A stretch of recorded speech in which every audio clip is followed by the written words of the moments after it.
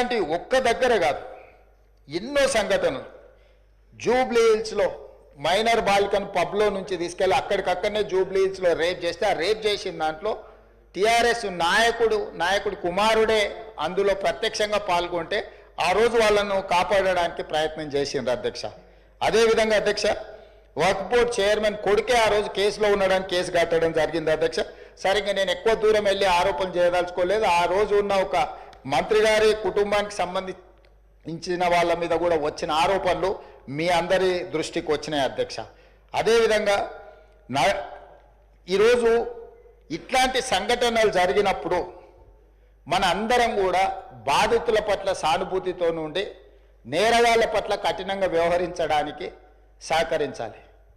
అట్లా కాకుండా ఇదేదో ప్రభుత్వమే ప్రత్యేకంగా ఈ చర్యలు చేసే వాళ్ళను కాపాడుతుంది అన్నట్టుగా ప్రధాన ప్రతిపక్ష పార్టీ ఈ రకంగా ఆరోపణలు చేయడం, తద్వారా ఒక ఆందోళనకరమైన పరిస్థితి కల్పించి తెలంగాణ రాష్ట్రంలోకి వచ్చే పెట్టుబడులను రానియకుండా, పెట్టుబడులు ఎప్పుడు వస్తాయి అధ్యక్ష? శాంతి భద్రతలు పెట్టుబడిదారులకు రక్షణ కల్పించినప్పుడే రాష్ట్రానికి పెట్టుబడులు వస్తాయి.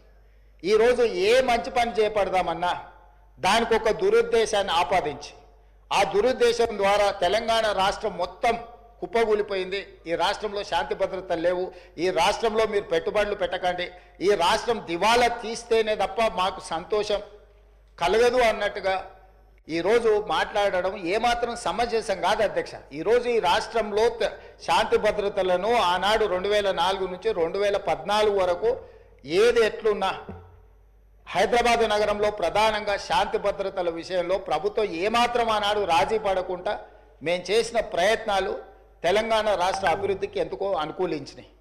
లక్షలాది కోట్ల రూపాయల వేలాది కోట్ల రూపాయల పెట్టుబడులు వచ్చి లక్షలాది ఉద్యోగ ఉపాధి అవకాశాలు హైదరాబాద్ నగరంలో తెలంగాణ రాష్ట్రంలో ఎందుకు వచ్చినాయి అధ్యక్ష?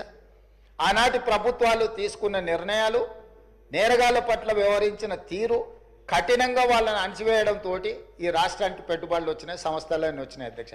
ఈరోజు సైబరాబాద్ ప్రాంతం కానీ, హైటెక్ సిటీ ప్రాంతం కానీ, ఔటర్ రింగ్ రోడ్ ప్రాంతం కానీ, అంతర్జాతీయ ఎయిర్పోర్ట్ ప్రాంతం కానీ, గచ్చిబౌలి కానీ, ఇలా చెప్పుకుంటూ వెళ్తే రాయదుర్గం కానీ ఇవన్నీ ఎప్పుడు విస్తరించినాయి అధ్యక్ష?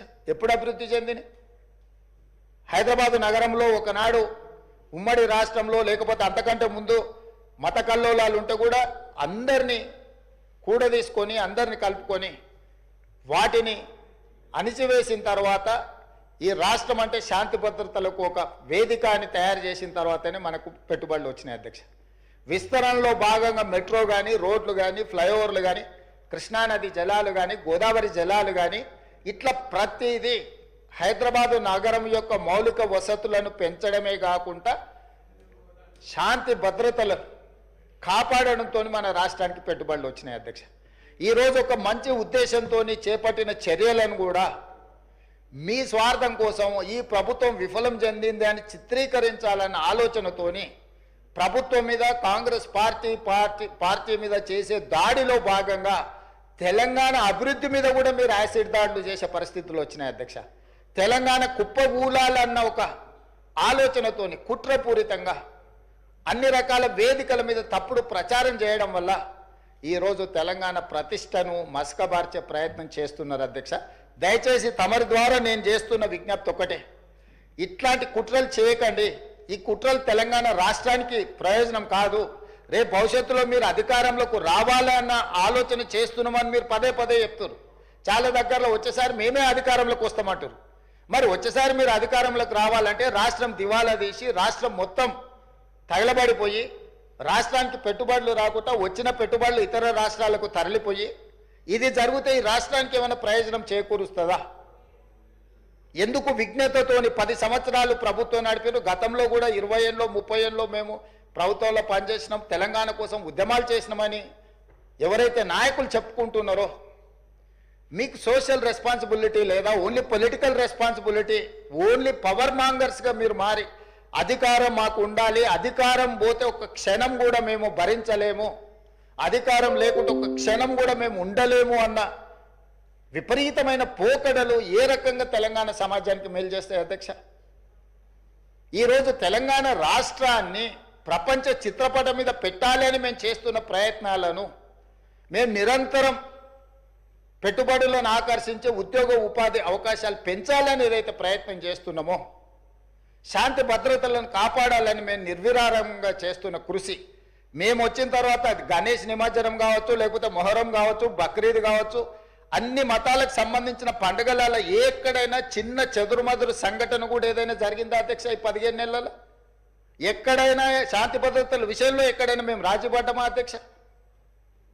ఈరోజు ఈ రాష్ట్రాన్ని దేశానికే ఒక ఆదర్శ రాష్ట్రంగా తీర్చిదిద్ది అత్యధికంగా విదేశీ పెట్టుబడులను తీసుకొచ్చి ఈరోజు ఇన్ఫ్లేషన్ విషయంలో, ధరల నియంత్రణలో దేశంలో నెంబర్ 1 అధ్యక్ష. 1.3 ఇన్ఫ్లేషన్ ఉన్న రాష్ట్రము భారతదేశంలో ఏదైనా ఉందా అంటే తెలంగాణ.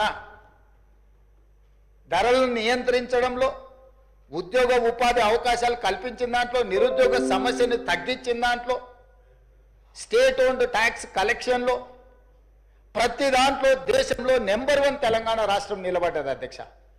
దేశంలోనే ఇతర రాష్ట్రాలలో రాష్ట్ర సొంత పన్నుల వసూళ్లలో తెలంగాణ రాష్ట్రం 88% పన్నులను వసూలు చేసి దేశంలోనే నెంబర్ 1 రాష్ట్రంగా తెలంగాణ రాష్ట్రం నిలబడ్డది. మహారాష్ట్ర నెంబర్ 2, మిగతా రాష్ట్రాలు అట్లుంటే ప్రధానమంత్రి గారు ప్రాతినిధ్యం వహించే గుజరాత్ 6-7 స్థానానికి పోయింది అధ్యక్ష.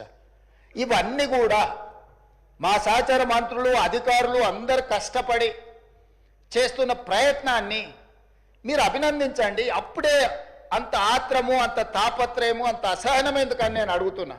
కడుపు నిండా విషం పెట్టుకొని ఎందుకు ఈ మాటలు? మీరు నిజంగా మీ అనుభవాన్ని రంగరించి సూచనలు చేయండి. ఒకప్పుడు ప్రధాన ప్రతిపక్ష నాయకుడిగా అక్కడనే జానారెడ్డి గారు కూర్చొని మీరు తీసుకుంటున్న నిర్ణయాలకు వారు ఏ రకంగా ప్రభుత్వానికి సలహాలు సూచనలు ఇచ్చిండ్రు, జానారెడ్డి గారిని ఆదర్శంగా తీసుకోండి. మీరు ఆనాడు మా పార్టీ ప్రయోజనాల కంటే కూడా రాష్ట్ర ప్రయోజనాలు ముఖ్యమని చెప్పి పెద్దలు జానారెడ్డి గారు ప్రతిపక్ష నాయకుడు, మొట్టమొదటి ప్రతిపక్ష నాయకుడుగా ఒక సాంప్రదాయాలను వారు ఏర్పాటు చేసింది. ఆ సాంప్రదాయాలను ప్రతిపక్ష నాయకుడిగా బట్టి విక్రమార్క గారు కొనసాగించారు. మీరు కక్ష గట్టి ప్రతిపక్ష హోదా తీసినా, మీరు మైకు ఇచ్చినా ఇవ్వకపోయినా, మీరు ఇచ్చిన కొద్ది సమయంలో కూడా వారు ప్రతిపక్ష నాయకుడిగా మీకు ఎన్నో రకాలుగా సూచనలు ఇచ్చే ప్రయత్నం చేసిండ్రు. ప్రభుత్వం తీసుకుంటున్న నిర్ణయాలలో ఉన్న లోపాలను ఎత్తి చూపడమే కాకుండా మీకు సహేతుకమైన సలహాలు సూచనలు ఇచ్చే ప్రయత్నం ఆనాడు ప్రతిపక్ష నాయకులుగా బట్టి విక్రమార్క గారు, జానారెడ్డి గారు చేశారు. ఈరోజు కూడా మీ నుంచి మేము ఆశిస్తున్నాం. మీరు ఎంత చేసినా, ఎగిరెగిరి దంచినా, ఎగరకుంట దంచినా మీకు వచ్చే కూలి అంతనే. ఎన్నికలు అనేవి 2029లో వస్తాయి అధ్యక్ష. వాళ్ళ తాపత్రయపడ్డంత మాత్రాన, వాళ్ళు ఆవేదన చెందినంత మాత్రాన, వాళ్ళు హడావిడి పట్టినంత మాత్రాన 1 సంవత్సరం రావు అధ్యక్ష ఎలక్షన్లు. అప్పుడే ఒక ఆయన అంటాడు వచ్చేసినాయి, బై ఎలక్షన్స్ వచ్చేసినాయి, వచ్చే నెలలే అని టికెట్లు వంచుతాడు ఒక ఆయన. ఆయన టికెట్లు వంచను కదా, నేను వంచాలని ఇంకొక ఆయన పోయి ఆయన వంచుతాడు. వాళ్ళ పోటీతోని మా సాగుకు వస్తున్నారు అధ్యక్ష. వాళ్ళ అంతర్గతంగా ఏమని ఉంటే ఉండని, వాళ్ళు ఇట్లా తెలుసుకొని మాకేం అభ్యంతరం లేదు. ఒక ఆయన పొద్దున్నే ప్రెస్ మీట్ పెడితే మధ్యాహ్నం ఒక ఆయన ట్విట్టర్లో పెడతాడు దాని కౌంటర్ పార్టీ. ఒక ఆయన ట్విట్టర్లో పెట్టంగానే